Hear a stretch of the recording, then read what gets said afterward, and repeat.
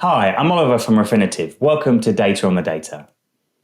Activity in the US stock market is becoming increasingly polarized between retail and institutional investors, and this could have a significant impact on index volatility over the coming weeks.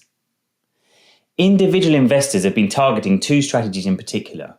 Firstly, as we mentioned last week, they've focused on small cap stocks, names which have been heavily shorted. GameStop may have been the headline maker, but this strategy of buying unloved names has been implemented across a broad market. We've seen spectacular outperformance of Refinitiv's US most shorted stock index versus the S&P 500 over the last 6 months.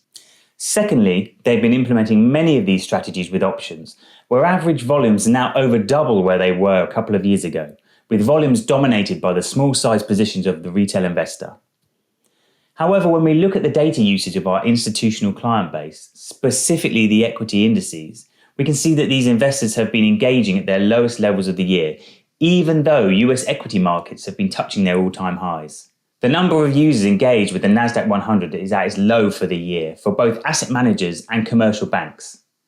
This is a pattern that's repeated across other US indices such as the S&P 500 and for other institutional users such as investment banks. But it's not just in the US. We can see a similar pattern in Europe where commercial bank users of the Euro Stock 50 and FTSE 100 are at the lows of the year, a pattern which is again repeated for asset managers and investment banks. While some of the explanation is a drop-off in activity out of our Asian customers due to the New Year celebrations, that doesn't explain the broad-based pullback in other regions. It does suggest the increasingly passive element of institutional investing is just running with the flow, and that the emotions around the all-time highs are coming from the retail sector.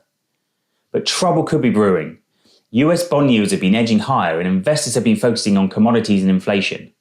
When we look at a measure of bond volatility called the MOVE index and compare it with the equity volatility index called the VIX, we can see that bond volatility has diverged in recent sessions when compared to the VIX, which recently touched a one-year low after the earlier effects of the GameStop short squeeze.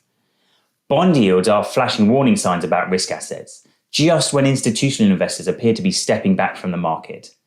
And that could mean that more stock market air pockets are ahead, in both directions. Thank you for watching Data on the Data. Don't forget to subscribe so you never miss an episode. See you next time.